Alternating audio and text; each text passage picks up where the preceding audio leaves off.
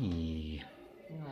Luule Väin, mis siis teeb head meelt siis koos Eckart Roogiga korraldada mitmes aastas juba küll on Siimusti metsatarrekese lastele jõulupidusid.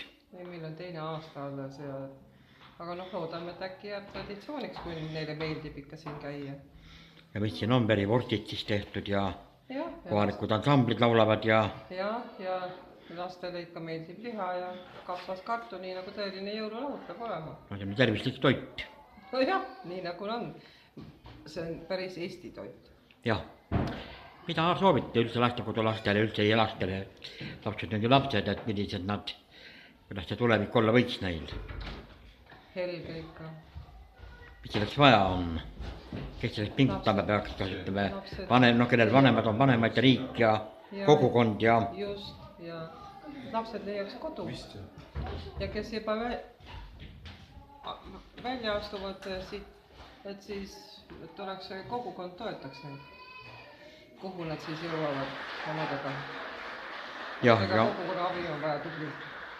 Kõik head ja häid jõule. Häid jõule. Tuli vist välja küll, ma vaatan, korran läbi.